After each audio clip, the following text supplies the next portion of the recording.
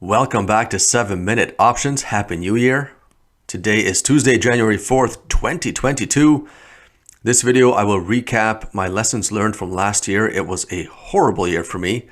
Actually, the year was going fantastic until about October. And then in October, November, December, it all kind of just, it went south. But anyway, let's take a quick review. What I did was I downloaded every single transaction that I made in 2021 on Tastyworks, and I reviewed them, summarized them, did a couple of pivot tables and VLOOKUPs, etc., to see what comes out of it. So basically, I started the year with about $16,000 of net liquidity. I ended the year with around $9,000, so I was down $7,000 for the year. Horrible year, but let's see what I learned from it. So what I did was I downloaded all the transactions, as I said earlier, and basically there are 1,500 transactions here. Now, some of them are like things like money movements and regulatory adjustments, whatever, but most of these 1,500 line items are trades. So let's say out of the 1,500 line items here, probably like 1,450 or thereabouts are actual trades that I made. Now, these are actual positions open and closed, which means, for example, an iron condor would be 4, right? 4 positions to open an iron condor, and then 4 positions to close it, like 4 trades to open, 4 trades to close. So one iron condor opened and closed would take up 8 rows on here. Looking at the summary, so if I summarize it by the ticker and I sorted by how much money I made or lost, gives me an idea of where my money came from and where my money went. Because at one point, like right around August, September, I was up 3,000 or 4,000 for the year, and I was having a wonderful year. And then I had a bunch of earnings trades that just went against me. So a quick summary here. Some positions here that made me money were like Twitter and Save, of course, Spirit Airways. These were bullish positions. So these were calls or call spreads that were many months out, and they just happened to go my way. This was before I started to sell options primarily, and so these are probably positions that, again, just worked out for me that year. That's great. I have a couple of bullish positions open right now that I've had open for a while in tickers like Square and Tesla, and hopefully those will work out for me in 2022 and I can cash in on those. Some of the success stories that I had selling options were things like EWZ. This is the Brazil iShares ETF, and look, I usually sell strangles, right? I usually go out to the 25 delta short put, short call, and I sell a strangle with about 40, 50 days to go thereabouts. And so each strangle, of course, is 2 positions to open, 2 positions to close. So this was 11 strangles. Now, whether I close it or whether I roll it, it's the same 4 trades. So I basically opened or managed 11 strangles during the year for a total gain of about $500, which is fantastic because the buying power is usually less than 500 on these. So that's fantastic. I opened one up earlier today just to see what this would look like. I didn't actually make the trade, but if I do EWZ, I go to trade 45 days out. Let's say there is the 45 days to expiration. There's a 24 delta short put. The closest I can get to the 24 delta would be the 30 delta here. So there you go. This takes up $361 of buying power. So if I have one of these on all the time, it's using up $360 of buying power the entire year. And yet I was up $500. So if I'm up $500 on $361 invested, I'm doing damn good. That's more than 100%. So this is the kind of boring trade I got to focus on. So I'm going to be doing more of those this year. And then IWM, this is fantastic. This is another one of my bread and butter plays. This is an iron condor. I like to go to the 20 delta on my short strikes, have $5 wings. So again, that's 4 trades to open an iron condor, 4 trades to close an iron condor, 4 trades to roll out one of the wings. And so I made 126 trades this year. If I divide them by 8, that works out to something like, let's say 15 iron condors thereabouts, open and closed. And I was up $445 for the year. Again, only $500 of buying power is all that's required because these are $5 wings, defined risk trades. So if I'm up $445 on $500 invested for the whole year, again, that's close to 100%. Fantastic. So this is what I got to do more of. And then some of the things I got to stay away from are things like Pinterest, of course. So I got basically hammered on 3 earnings trades. These were undefined risk earnings trades, undefined risk to the downside. So I like to sell the Jade Lizard on earnings trades, which means I have the naked put followed by a credit call spread, which means defined risk on the upside, undefined risk on the downside. And Pins, Zillow, and Peloton all got hammered on earnings late in the year, and I lost about $2,000 on each one of them. Pinterest, I closed for a realized loss of 1,700, so that loss is realized. That's there. It's gone. The Peloton and Zillow positions I still have open, and I'm still rolling those out. I've turned them into strangles, and then I've turned them into straddles, and I'm rolling those out in the hope that these 2 stocks will recover, that being Zillow and Peloton. Also interesting is Palantir and Fubo. So Palantir, I'm down $1,100 for the year. So what I do with Palantir is I have a covered strangle. So I got 100 shares because I like the company. I want to keep the shares, and I just keep selling puts and calls against it. But Palantir ended up kind of melting down over the year. If I go back to this position here, let's just look at what happened to Palantir. Yeah, so I bought the shares at $23.97. It's down to $17.90, and I keep selling puts and calls against it. So basically, the puts and calls will help get some of this money back, and then eventually, I'm fully expecting Palantir to recover. So that's the story there. Fubo, similar story. I bought 100 shares for $20, and the shares are down to $15 right now.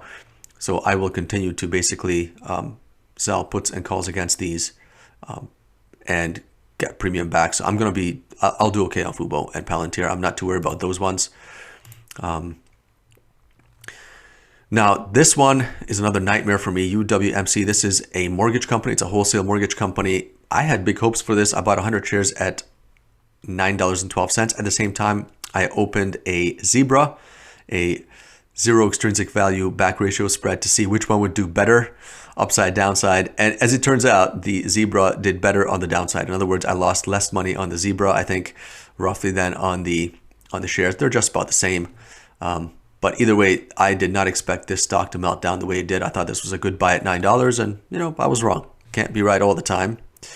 But yeah, so basically what I'm going to be doing is I'm going to be going back and spending more money on these boring defined risk iron condors like IWM, strangles like EWZ, GLD, same thing. I sell iron condors in those. I sell $10 wide iron condors. I think I like to go to about the 15 delta on the short strikes, go out $10 to make the wings. Same thing. So it's $1,000 of buying power, and I made $290. That's 29% return on $1,000. Boring as hell, but 29%, I'll take it all day long. So this is what I want to focus more on. Things like ARC. I made money on ARC. That's awesome on a couple of strangles, but basically I waited until ARC had a very high IVR, and I just sold a couple of strangles against ARC. And then, of course, as the volatility went down, I was able to collect some premium. So I did pretty well. I don't have one on all the time. ARC is a little bit of a volatile stock because it has high exposure to tech stocks, which had a very volatile year last year. And so thank goodness I did not have any of these positions in ARC open as the tech stocks kind of melted down. The small to medium cap tech stocks melted down in Q3, Q4 of last year. So this I only had on temporarily, but same thing. A boring strangle in a bit of an ETF type position. And there you go. I made good money on those. So basically, I want to do more boring stuff, and I'm definitely 100% staying away from earnings trades, especially in smaller or medium-sized stocks. So yeah, the Pins, the Zillows, the Pelotons killed me on earnings. That's really where my money went. Chinese stocks, Baba lost $400. Baidu lost $800. I'm going to stay away from Chinese stocks for a while. Again, there's just a lot of things that can go wrong there. Again, this is being driven by the Chinese government just basically deciding one day that they don't like tech anymore. So they don't like the way that Jack Ma and Alibaba wanted to get into finance with Ant, and Baidu's a tech stock. So one day the Chinese government woke up and said they don't like tech anymore, and so these stocks got hammered. And yeah, I lost between Baidu and Baba $1,200, which is pretty big considering it was a $16,000 net lick portfolio a year ago. So lesson learned there. So I think I'm going to stay away from Chinese stocks for a while. DIA. So again, 8 iron condors. I like to open iron condors in DIA. 8 iron condors. I was down 279 for the year. I'm going to take a closer look at what is so different about my DIA setup and my IWM setup, and why IWM did really well for me and yet DIA didn't. And I'm going to take a closer look at that, see what I can learn. But other than that, yeah, keep going. SPY, 142 trades open and closed for a $158 loss. It's not a big loss. It's a loss of about $1 on each one of those trades. Not a huge thing. I'm not gonna sit here and spend time about a $158 loss, but after 142 trades open and closed on SPY, I would have expected this to be higher. So I'm going to be taking a closer look at that to understand why didn't I make a couple $100 on SPY after 142 trades. So I think my usual go-to on SPY is just to sell a put credit spread, and usually short term, like 10 to 20 days to expiration, put credit spread out there, wait for it to get 70-80% of its credit, and then close it out. So I'm not sure what happened there. I'll take a closer look. Good thing is I didn't lose a lot of money, but $158. But hopefully there's a lesson for me to learn there rather than just me looking at some numbers after the fact. But that's basically how my year shaped up. So a couple of bullish trades that went my way, a lot of boring trades that went my way, which was good, and then got hammered by some Chinese stocks and some stupid jade lizards that really, there's nothing wrong with it, like an undefined risk trade. Is just my account was too small. Like if my account would be $100,000 and I lost $1,000 on Palantir or $2,000 on Pinterest, I'd be like, okay, you know what, fine. My earnings straight went against me. My portfolio went down 1 or 2%. Not ideal, but not that bad. But yeah, when you have a $16,000 portfolio, a $2,000 trade against you, it's just too much. That's more risk than my portfolio could handle. I realize that now. Lesson learned. So yeah, that's it. That's 2021 in a nutshell. I'm going to be depositing some more money into the account, get some buying power so I can do some more trades. And my plan for 2021 is basically deposit some more money and start doing some more boring trades like EWZ, like IWM, like GLD, like GDX. Those were my money makers last year. And I am expecting Zillow to make a comeback. Again, to me, it's a good company. They have millions of users. I have some real estate investments. I use Zillow all the time. I love Zillow. I love the information it gives me. So if I like it, other people like it, and I'm sure Zillow can monetize their millions of users. So I'm not too worried about it long term. I just need to keep rolling it out. Same thing with Peloton. Peloton had a bad year. Everyone just thinks this is a lockdown stock. It's not a lockdown stock. It's been around since like 2011, 2012. It's been growing since 2011, 2012. They make a good product. They have a loyal fan base. They have millions of followers, millions of users. So they will continue to grow. Now, yes, they did. People are freaking out about like lockdowns ending, and Peloton had a recall, but I fully expect Peloton to bounce back. Right now they're $33 a share, which is, it's unreal. If I look at Peloton, where were they? They were up at, around $100 a share back in October. Now they're down to 30. Again, I think Peloton's going to come back. Is it going to take 2 months or 2 years? I don't know, but I'm going to try to keep rolling this out. I have a 65 straddle. I'm going to reestablish a strangle and keep rolling it out, keep collecting premium, and I fully expect Peloton to bounce back. Peloton may go down to 20 or 25, but there is value there. They have a good product, loyal followers, and they keep growing. Like the number of users they have keeps growing. So at some point they're going to turn it around, and they're going to. I actually have a long-term faith in Peloton. Again, this is not investment advice. Yada yada yada. You're an adult. Make your own decisions. Use your own money. But that's why I am not closing Peloton. I'm going to keep it open because I actually think at some point they're going to turn around, and so hopefully I can recover my losses there because I do have a big losing position, of course, right now. And then I'm expecting Fubo and Palantir to turn around the same way. Fubo is one of those cable cutting stocks. I used Fubo in the past because they are the best place to watch European soccer, or football as they call it, on the other side of the Atlantic. So, but it's basically one of those like Sling or any one of those other cable cutting stocks. You want to watch cable TV and you don't want to pay cable TV prices, so you sign on to Fubo, pay $20, $30, $40, whatever, and watch your 40, 50 channels on cable. Great stock, watch on your phone, computer, whatever. I actually think there's a business there. So I'm not sure why they melted down from like $28, $29 a share down to 15. You know, maybe it was just the usual Q3 jitters, but whatever. I have 100 shares. I'm going to keep selling premium against it. So I'm going to keep those positions open. I'm going to get out of this Bitcoin's futures position here. And I'm not sure if I'm going to continue to sell put credit spreads on Bitcoin. I thought Bitcoin was going to melt down. Actually, I think I will, because Bitcoin seems to be stuck where it is right now, which is good news. So if Bitcoin doesn't keep going down any further, they seem to be stuck here at this line here at this 2720. Again, this is not Bitcoin. This is Bitcoin futures, which is why the price you see here doesn't correlate directly to the whatever price of Bitcoin. But this is Bitcoin futures, and these are options on the Bitcoin futures. But if you can see, Bitcoin hasn't really dropped down any lower than its lowest it's been. So it's kind of maybe hit a bottom of sorts. And so if I can just keep this position, maybe it'll bounce back and I can exit for a scratch. I like this idea of selling puts against it. I do think Bitcoin, I am bullish on it in the long term. Again, it's not investment advice, whatever. And then finally, Astra. So that's why I'm looking to close this for a scratch, but I probably will come back to this in the future.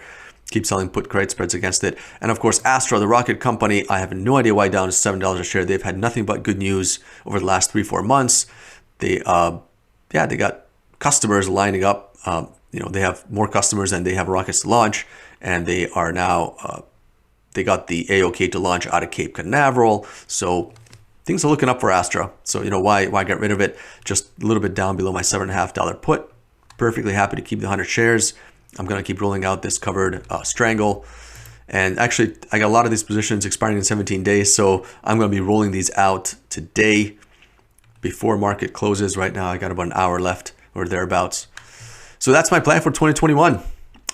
Stick with these positions, hope to recover a lot of the losses that I had on these three earnings trades, put more money in, keep doing more boring stuff, right?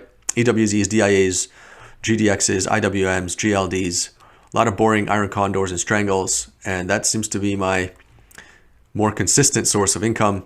And then just hopefully some of my bullish positions will work out. Like Tesla, for example, expiring in 381 days.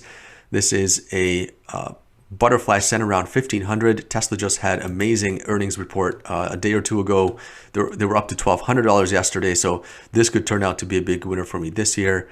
And then UWMC, that's my one dog. It really is a dog, and I'm not sure why. I mean, house prices are still good. The mortgage industry is still strong. People are still buying houses like crazy. So I'm not sure why a mortgage wholesaler continues to melt down from $9 to $6. It's like 30% of its value gone. Anyway, that's it in a nutshell. Looking forward to an exciting 2022, and looking forward to a much better year than last year. All right, have a good one. Thanks.